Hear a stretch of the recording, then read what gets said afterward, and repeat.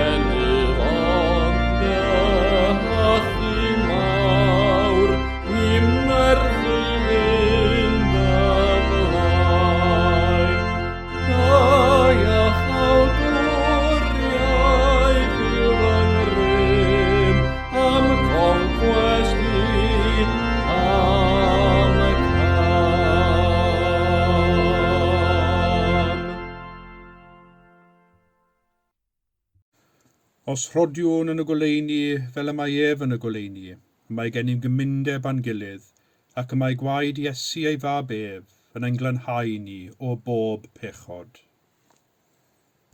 Garedigion yng Nghrist, yr ydym yn presenoldeb y Duw byw a holl gwmpaini nef, i offrym iddo trwy ein harglwydd Iesu Grist, ein haddoliad a'n mawl a'n diolch, i gynyddu mewn gwir wybodaeth o'i gariad mawr tuag atom, ac i'w ras gael dwi'n ffrwyth yn ein bywydau. Yr ydym wedi dod i'w wrando a derbyn sanctaidd a'r Duw, i geisio grymusol nerth yr ysbryd glân, ac i weddio dros y mae'n hunain a thros bawb, fel y derbyniwn y pethau hynny sydd rhaid i ni wrthynt yr ein lles a'n daioni.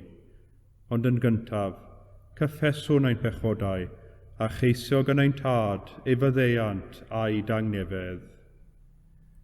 Cyffeswn i Dduw holl alluog, y tad y mab yr ysbryd glân, i ni bechu ar feddwl gair a gweithred. Gadawsom heb ei gwneud y pethau dylasam ei gwneud, a gwneithom y pethau na ddylasam ei gwneud. Gan hynny, gweddiwn ar ei Dduw drigyrhau wrthym. Trigyrhaed yr holl alluog Dduw wrthym, a maddau ni ein holl bechodau. Gwaredid ni oddi wrth bob drwg, pan cadarnhau a nerthu ym mhob daioni, a'n dwy'n i fywyd tragwyddol. Amen. Yr holl alluog Dduw sy'n maddau bawb sydd yn wir y difeiriol, a drigyrhaw wrthych, maddau i chwi a'ch gwared oddi wrth eich holl bechodau, eich cadarnhau a'ch cryfhau ym mhob daioni, a'ch cadw yn y bywyd tragwyddol, trwy Iesu Grist ein harglwydd. Amen.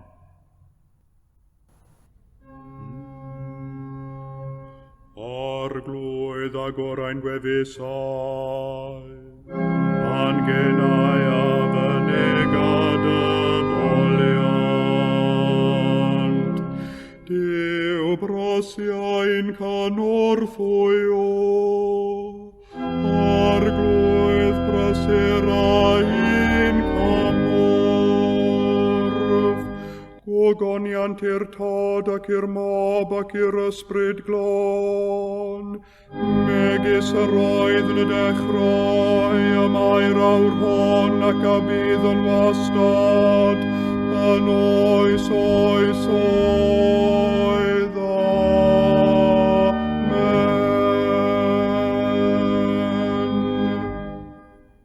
Molwch yr arglwydd, molianus fyddo enw'r arglwydd.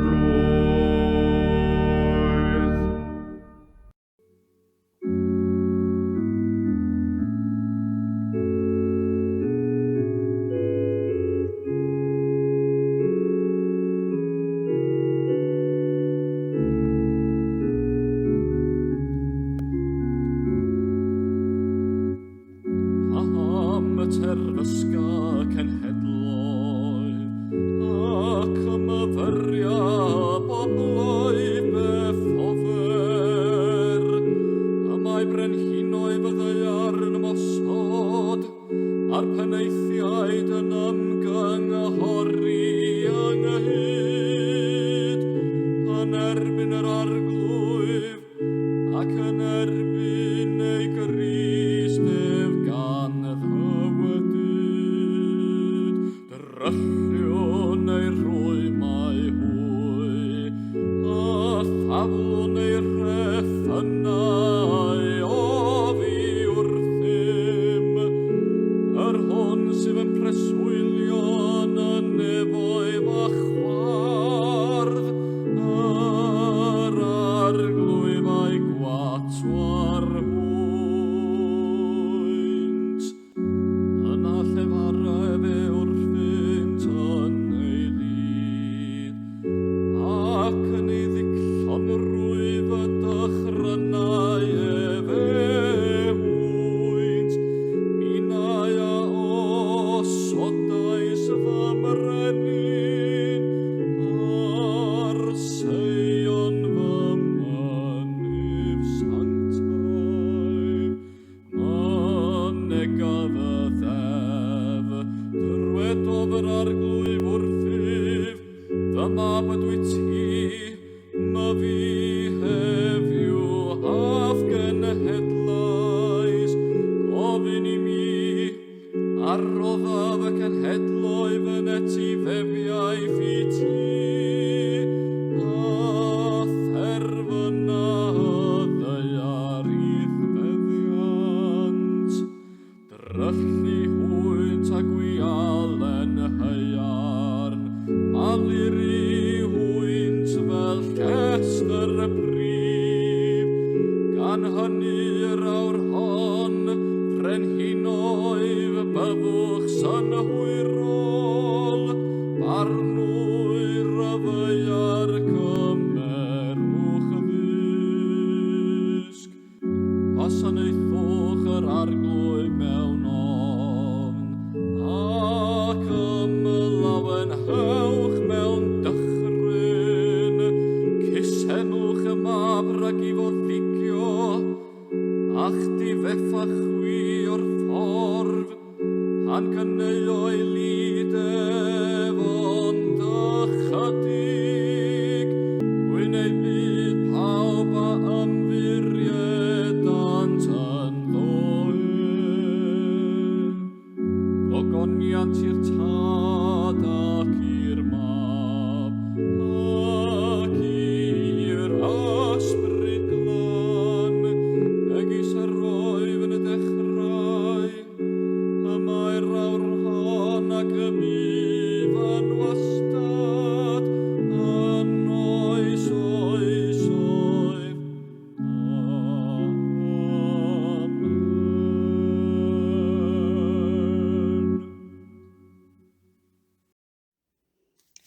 Darllenir y bennod gyntaf o lyfr y proffwyd Hosea.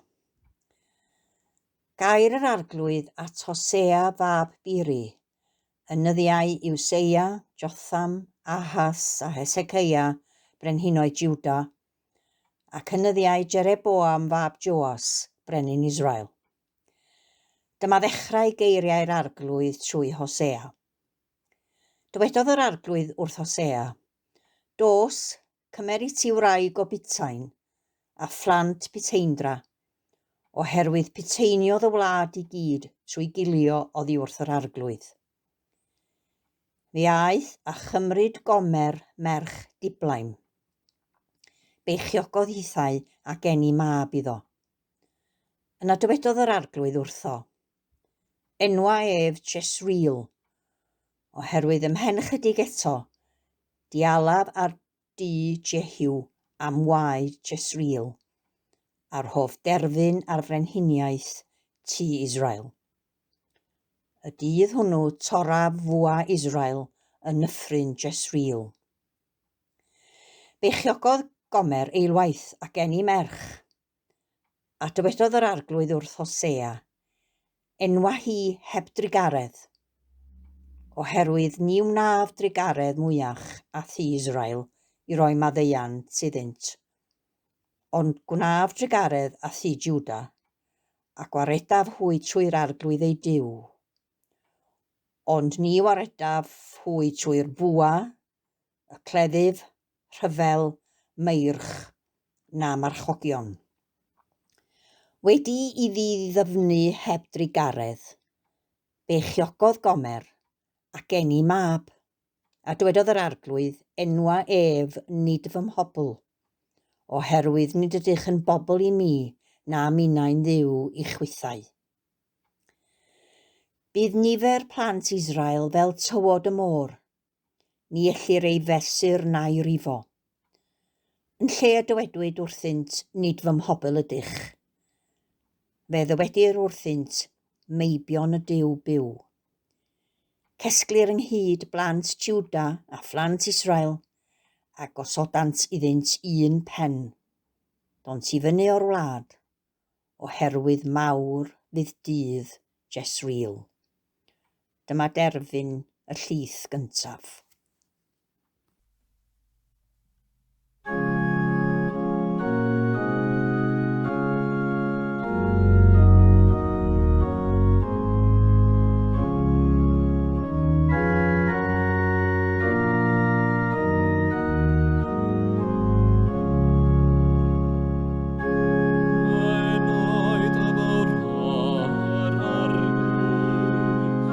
Am hysbryd a lawen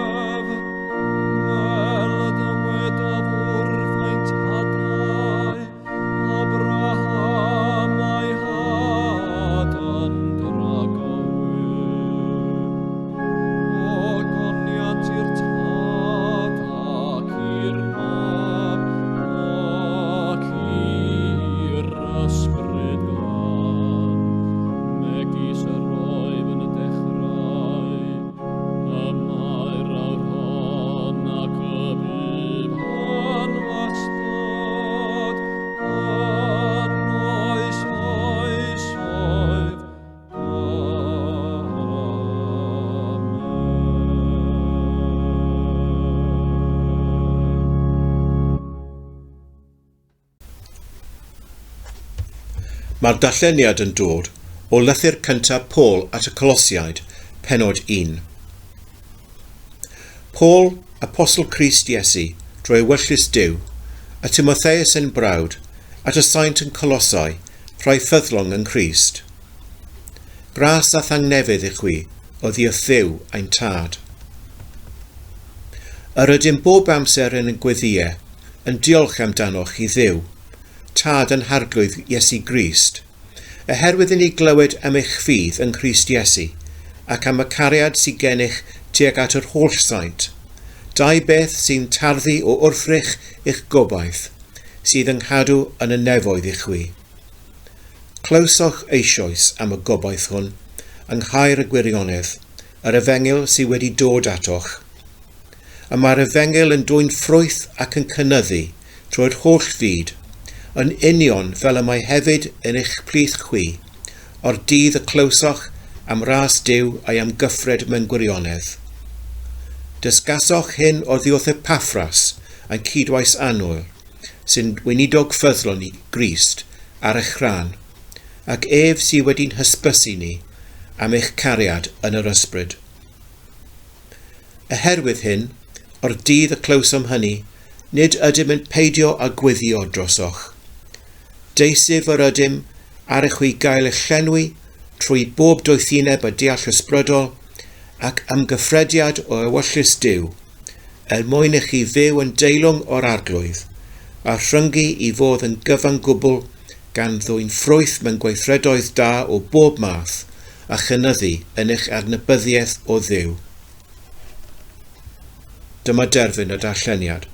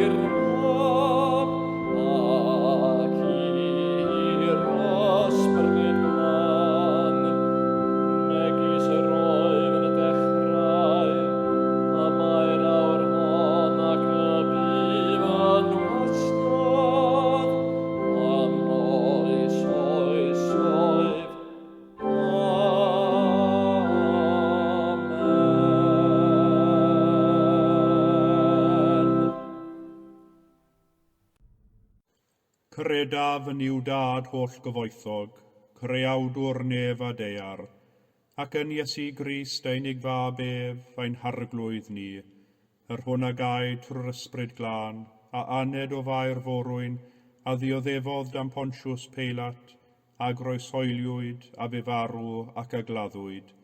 Disgynnodd uffern, y trydydd dydd y cyfododd o feirw, a esgynnodd i'r nefoedd, ac y mae'n eistedd ar ddeheilawd i'w dad holl gyfoethog, o ddiynod aw i farnu'r byw ar meirw.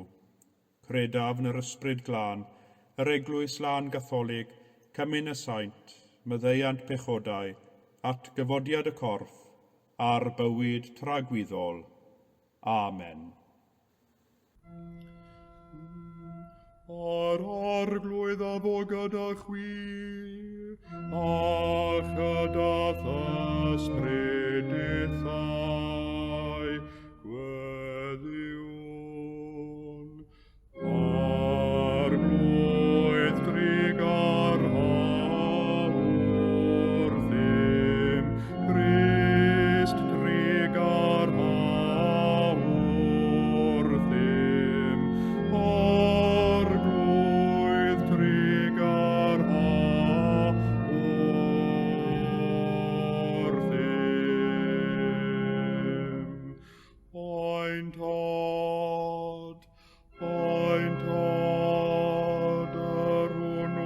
yna nefoedd, sanctaidd i'r denw. Deled y dair nas, gwneler dewyllus, megis yn y nef, felly ar y ddaiar hefyd. Roi ni heddiw ein barab ein addiol, a maddau ni ein dyledion, fel y maddaiwn un ein dyledwyr, ac nac arwain ni brofedigaeth, aeth i'r gwared ni rhag drwg.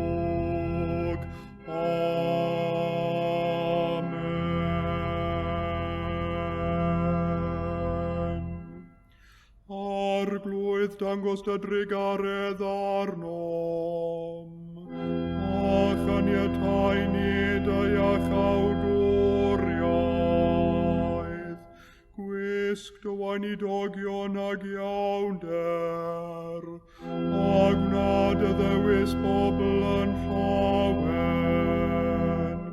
arglwydd cadw dy bobl. O bendithiad etifeddiaeth, arglwydd cadw'r frenhines, a roiwch anghorwyr ddoethinem, arglwydd dyrod angnefedd yn ein dyddiau, ac amddiffyn i byth yn erthol. Dyw glanhaen calonau, ac adnodd ysbryd yn iawn o'n mewn. O llalluog arglwydd a thragwyddol ddiw, dau safwn arnat gyfarwyddo, sancteiddio a lliwio ein cylonau a'n cyrff yn ffyrdd dyddeddfau, ac yng ngweithredoedd dorchmynion, fel trwy dynodded gadarnaf y mathros byth, y byddwn yn gadwedig gorff ac enaid, trwy ein harglwydd a'n gwaredwr Iesu Grist.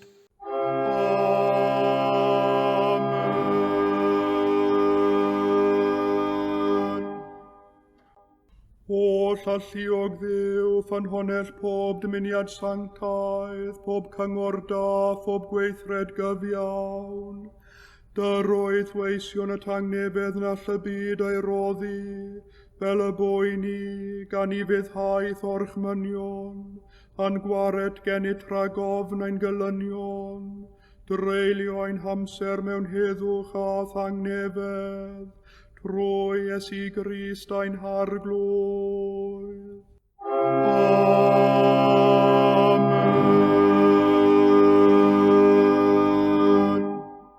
Gole ein tywyllwch at olygwn i ti o arglwydd, ac oedd fawr drigaredd amddiffyn i rhag pob perygl ac embydrwydd yn os hon, trwy gariad deunig fab ein gwaredwr Iesu Grist. Amen.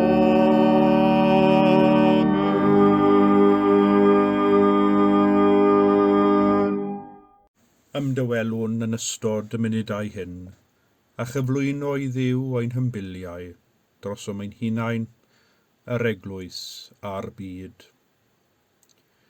Arglwydd ein Duw, Ty'r di'n cyfarfod yn awr, a chynwrthwya ni fyw bob dydd yng ngoleuni dy bresenoldeb. Dyroi ni ymwybyddiaeth gyson o thfawredd a thgariad, ac felly pa beth bynnag sy'n ein hwynebu, pa sefyllfa bynnag y cawn ein hunain ynddi, cawn ein cymhwyso i'w cyfarfod yn denw, ac i offrymu ein bywydau fel gwir ddisgyblion sy'n dderbyniol yn dolwg, trwy Iesu Grist ein harglwydd. Amen.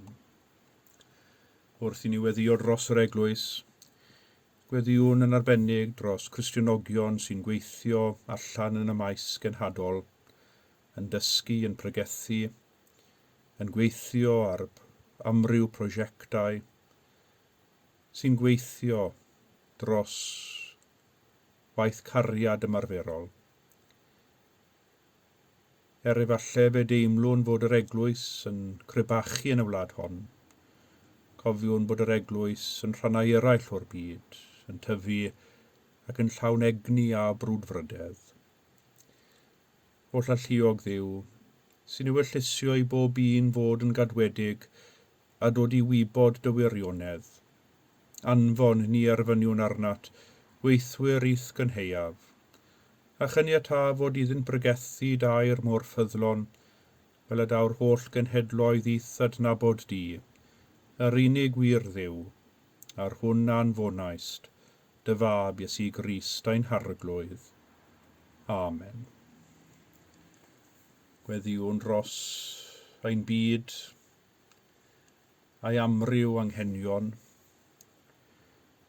Cofiwn bawb sy'n dioddef o herwydd drychinebau naturiol.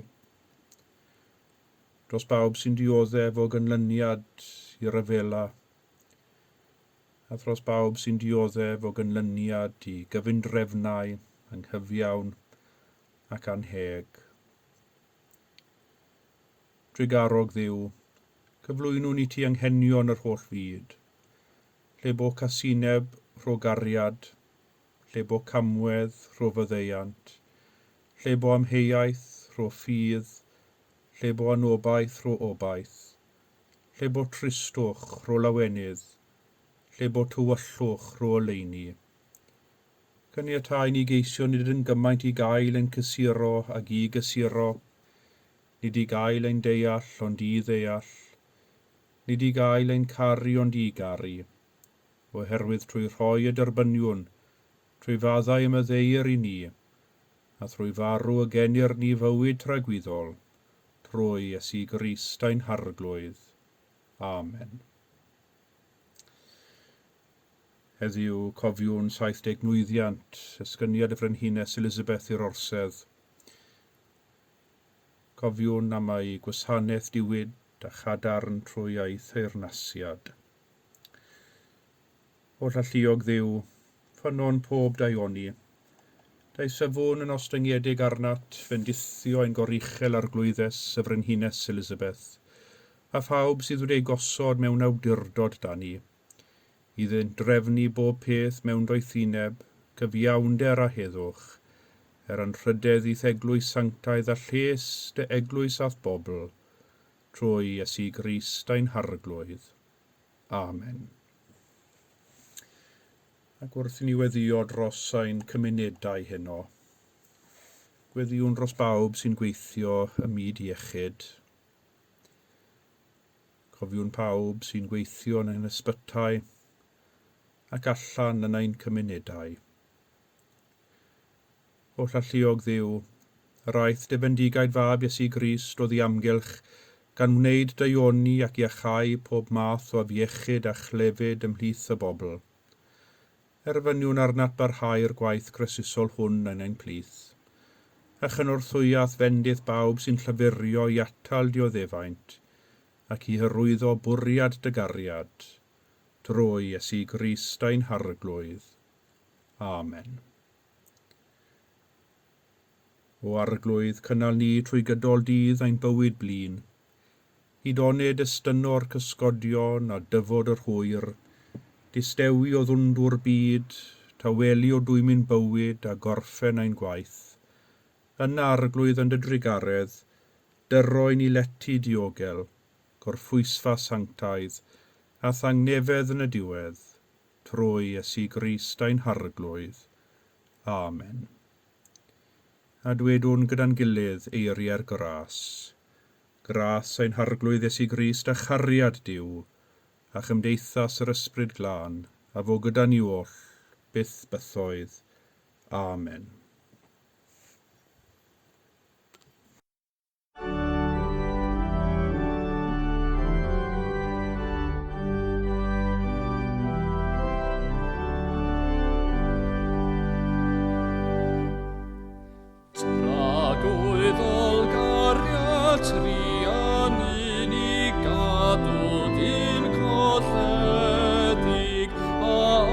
Gonedd wyd gan Iesu bendigedig.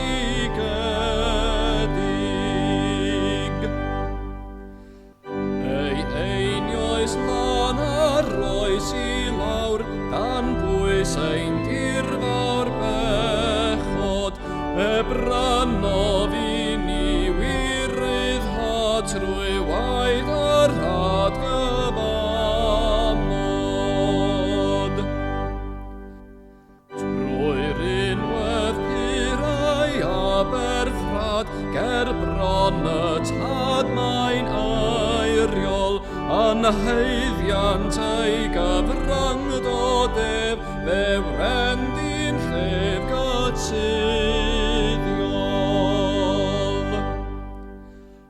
Anfarwol goron nef I gyd yn hyfryd seiniau foliant, o llanw ninau anddidrai y ddau a rai o goniant.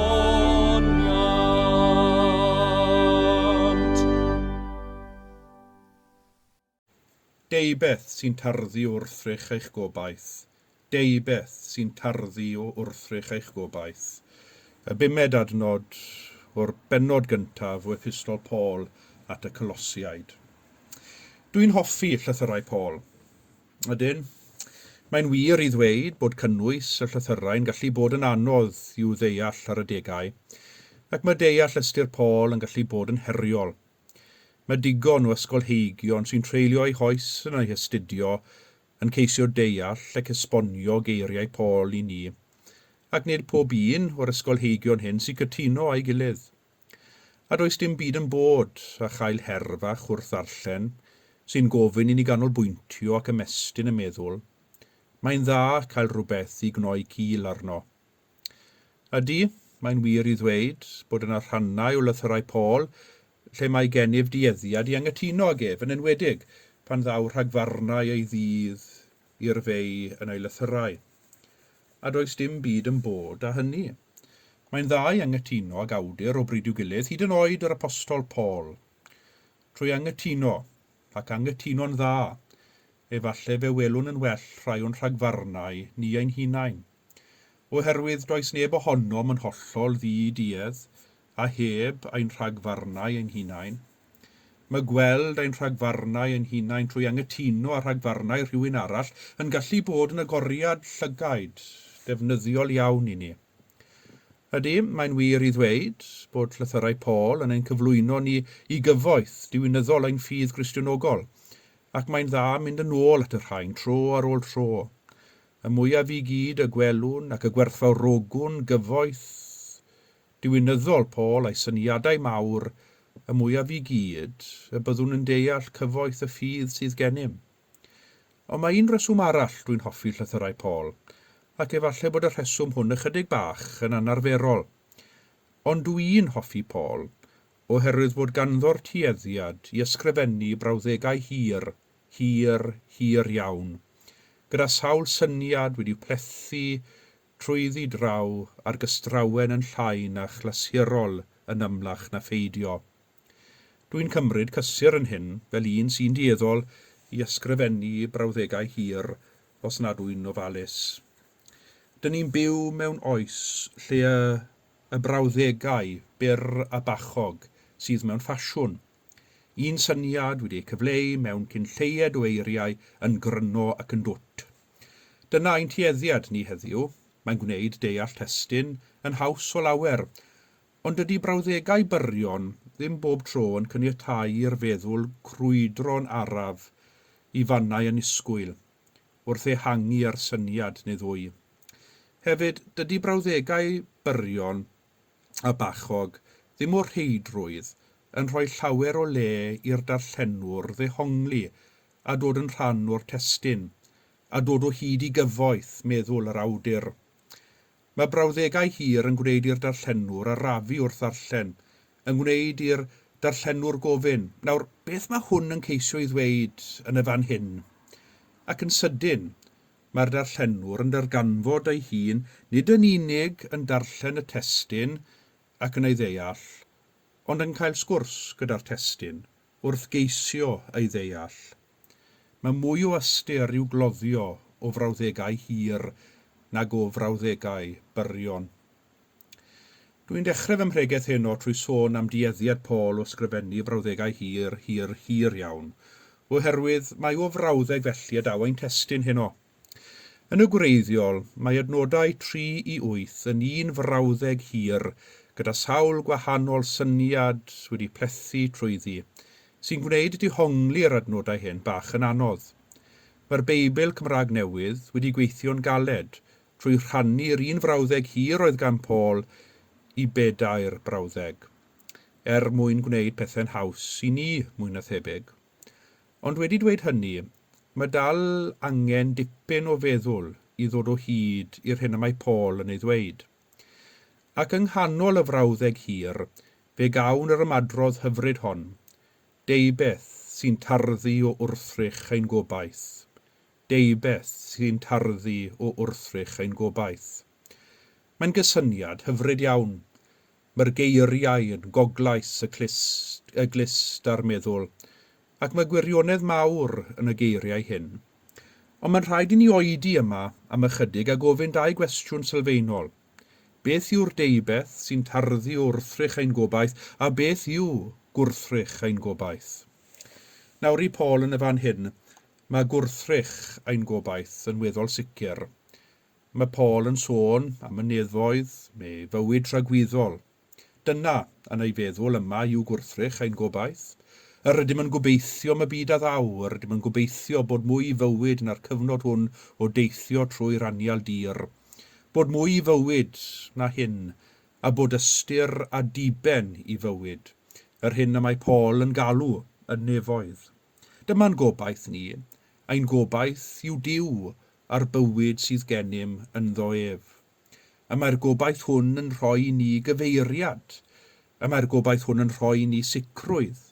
A mae'r gobaith hwn yn ein gwreiddio yn ein presennol ac yn ein gwreiddio'n gadarn fel y gallwn wynebu pob ryw storm. Ein gobaith yw ein sylfaen gadarn, y graig safadwy mewn tymhestloedd, craig a ddeil yng ngrym y llu.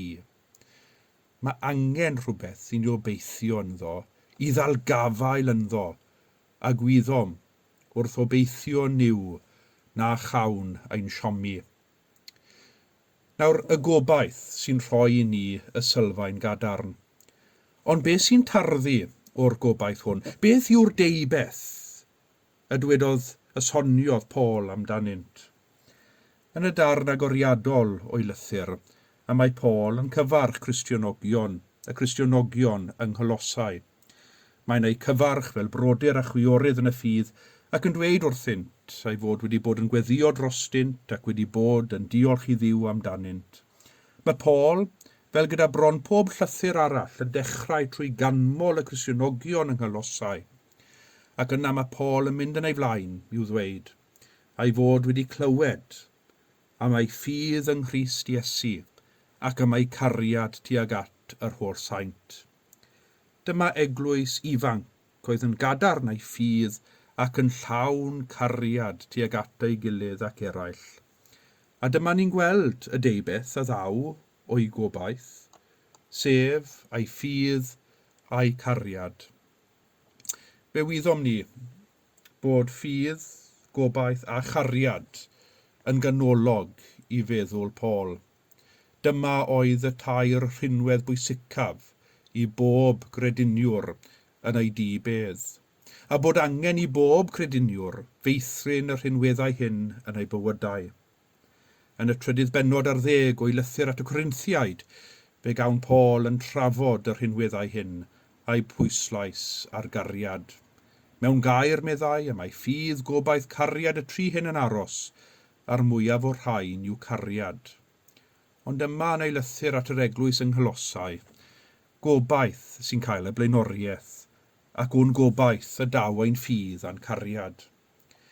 Fe allwn ni ofyn pa un yw'r pwysicaf, ffydd, gobaith neu gariad.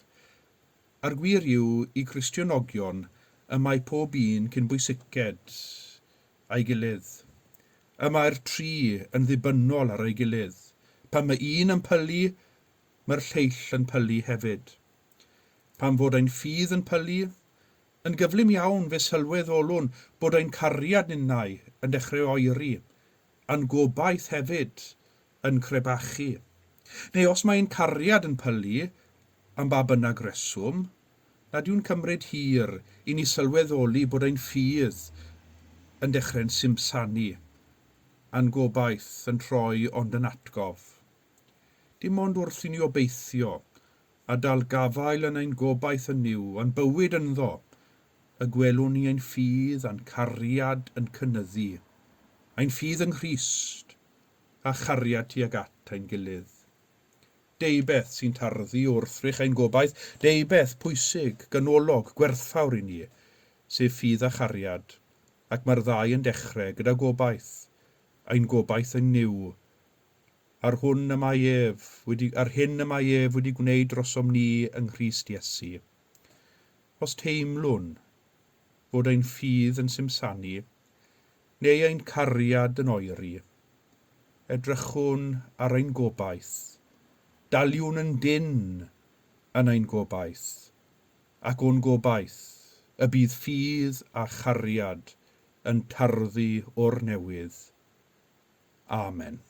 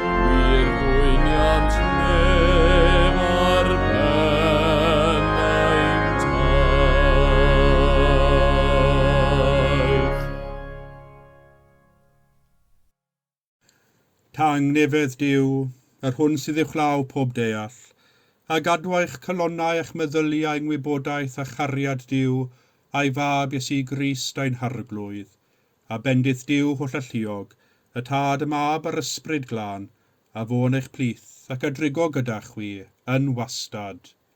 Amen.